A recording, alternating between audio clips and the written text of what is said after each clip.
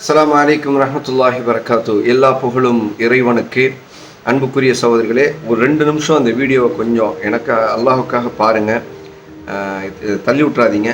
முக்கியமான விஷயம், இன்றைக்கு சமுதாயம் மதுவை அதிகரித்து கொண்டு இருக்கிறது.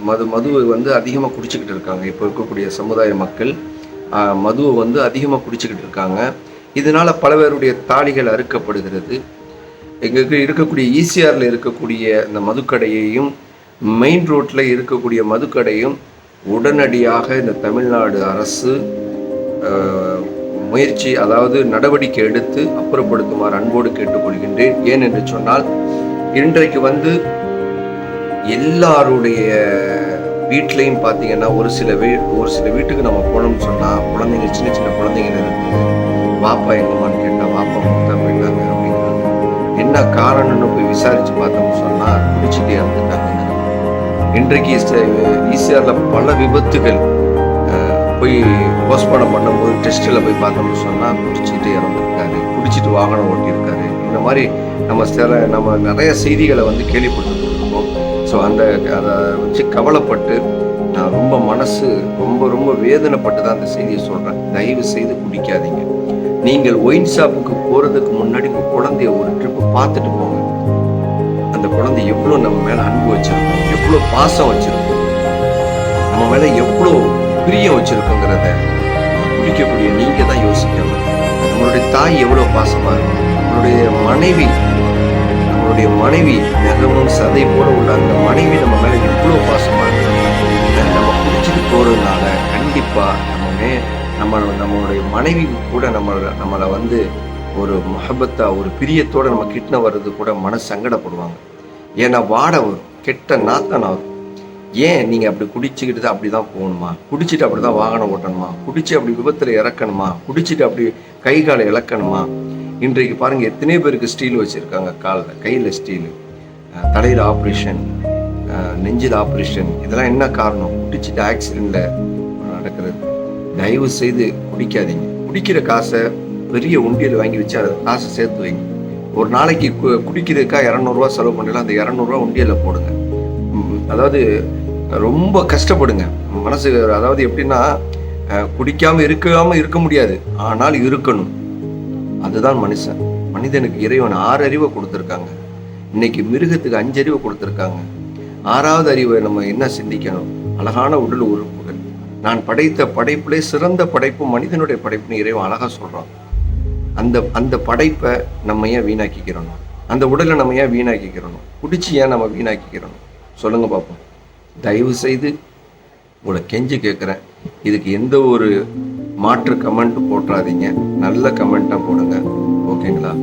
ஏன்னா கண்டிப்பாக இறைவனுடைய உதவி கொண்டு நம்ம குடியை நிப்பாட்டோம்னு சொன்னால் நம்மளோட குடும்பம் நல்லா இருக்கும், நம்மளுடைய குழந்தை நல்லா இருக்கும், நம்மளுடைய மனைவி நல்லா இருப்பாங்க, அடுத்த பொதுவாக நம்ம நல்லா இருப்போம்.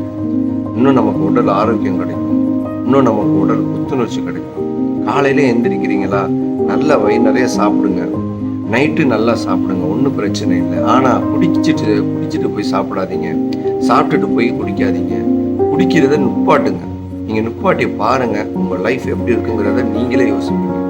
நீங்கள் நல்லா படிச்சிருக்கலாம், நல்ல ஒரு அந்தஸ்து, நல்ல கேட்டகரியில் இருக்கலாம், ஆனால் குடிச்சிட்டு நீங்கள் ரோட்டில் கிடக்குறது உங்களுக்கே தெரியாது. காலையில் விடிஞ்சு நீங்கள் டீ கடைக்கு போகும்போது உங்களுடைய நண்பர்லாம் சொல்லுவார், ஏன்னா மச்சான் இப்படி படுத்து கிடந்தா, ரோட்டில் அப்படி படுத்து கிடந்தேடா, அப்படியா ரோட்லேயே படுத்து கிடந்தேன் அப்படிங்குவான். இவன் ஆச்சரியமாக பார்ப்பான். ஏன்? அவனுக்கே தெரியலை. குடித்ததுனால மனைவி யாரு, சகோதரி யாருன்னு கூட தெரியாமல் அவன் கையை போய் பிடிப்பான். இப்போ இந்த மாதிரி சம்பவங்கள்லாம் நமக்கு பார்த்துக்கிட்டு தான் இருக்கும். கண்டிப்பாக குடிப்பவர்களுக்கு ரெக்வெஸ்டாக ரொம்ப கெஞ்சி கேட்குறேன், நீங்கள் குடியை நிப்பாட்டுங்க. குடியினால இன்னைக்கு பல பேருடைய தாடிகள் அறுக்கப்பட்டு கிடக்கிறது. இதெல்லாம் நம்ம கண்ணால் பார்க்கும்போது அவ்வளோ மனசு அவ்வளோ வெறியாகுதுங்க. ஏன் அப்படி இருக்குது? இது மக்களுடைய புரட்சி இருக்கணும். இந்த ஒயின் ஷாப் ஒழிக்கிறது. இது மத்திய அரசாங்கம் சரி, மாநில அரசாங்கம் சரி, எந்த ஏற்பாடுகளும் யாரும் செய்வது கம்மி தான் இதை ஒழிக்கிறதுக்கு உண்டான. ஆனால் மக்கள் புரட்சி வெடித்தால்தான் இதுக்கு ஒரு முற்றுப்புள்ளி வைக்க முடியும். என்றைக்கு நம்ம ஜல்லிக்கட்டுக்கு மெரினா பீச்சில் இருந்து ஆர்ப்பாட்டம் ஆரம்பித்தோமோ, அதே மாதிரி சிஏஏ, என்ஆர்சி, என்பிஆருக்கு எப்படி ஆர்ப்பாட்டத்தை ஆரம்பித்து வெற்றி அடைந்தோமோ அது மாதிரி இந்த மது சம்பந்தமாக மது ஒழிப்புக்கு மிகப்பெரிய அளவில் நம்ம ஆர்ப்பாட்டம் தமிழ்நாடு முழுவதும் ஒன்று திரள வேண்டும். இந்த மதுவை ஒழிப்பதற்கு பல தாய்மார்கள் நல்லா இருப்பாங்க, பல சகோதரிகள் நல்லா இருப்பாங்க, பல பேருடைய குழந்தைகள் நல்லா இருக்கும். இந்த மதுவை ஒழிக்கிறதுக்கு உண்டான ஏற்பாடுகளை மக்களாகிய நீங்கள் தான் முடிவெடுக்கணும். இது தனிப்பட்டு ஒரு நபர்னால முடியாது. மக்கள் எல்லாம் ஒன்று திரளணும், ஒரு முடிவு எடுக்கணும்.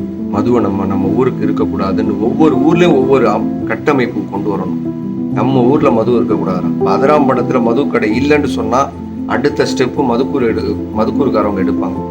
அப்போ அதிராம்பட்டத்தில் மது கடையே இல்லை, நம்ம ஊர்லேயே அது மாதிரி கொண்டு வரணும். நம்ம ஊர்லேயே இருக்கக்கூடாது அப்படிங்கிறது அந்த ஸ்டெப்பு. அடுத்தது பட்டுக்கோட்டை, அடுத்தது இப்படி ஒவ்வொரு ஊராக அப்படியே பாஞ்சு அப்படியே எல்லா ஊர்லேயும் முழு தமிழகமே மது இல்லாத தமிழகத்தை கொண்டு வரணுங்கிற நம்பிக்கை இந்த திராவிட முன்னேற்ற கழகத்தில் நான் வச்சிருக்கிறேன். தமிழக முதலமைச்சர் திரு மு.க. ஸ்டாலின் ஐயா அவர்கள் கண்டிப்பாக மது ஒழிப்பு சம்பந்தமாக நிறைய மீட்டிங்கில் பேசியிருக்காங்க. இன்னும் நிப்பாட்டுவாங்கங்கிற நம்பிக்கை எனக்கு முழு நம்பிக்கை இருக்குது. கண்டிப்பாக இதை மக்கள் புரட்சியாக மக்கள் போராட்டத்தோட தமிழக முதலமைச்சர்கிட்ட நம்ம கோரிக்கை வைக்கணும்.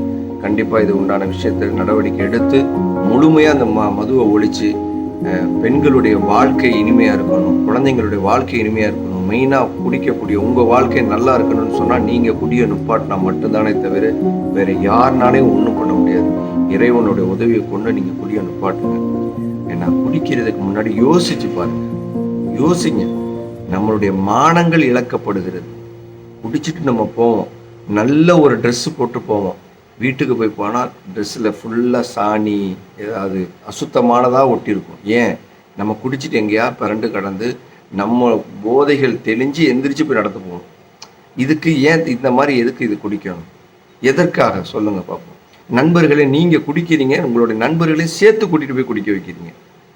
மச்சான் ஒரு கப்பு போடுறா, ஒரு ஆஃப் அடிடா, ஒரு கோட்டர் அடிடா அப்படின்னு சொல்லி அவனை உசுப்பேற்றி விட்டு அவனை குடித்து அவன் மேலும் ஒரு போதைக்கு அடிக்ட் ஆகி அவன் வாகனம் ஓட்டும்போது நடந்த விபத்துகளில் என் நண்பரை நான் இழந்திருக்கேன். ரொம்ப நான் மனசு சங்கடப்பட்டு சொல்கிறேன். அந்த பேரை சொல்ல விரும்பலை. இது மாதிரி எந்த நண்பரையும் யாரும் இழந்துடக்கூடாது. இது மாதிரி ஒரு விபத்துகள், குடியினால் இருக்கக்கூடிய விபத்துகளை முற்றிலுமாக தடுக்க வேண்டும். இது அன்போடு நான் கேட்டுக்கொள்கின்றேன். எல்லா புகழும் இறைவனுக்கு.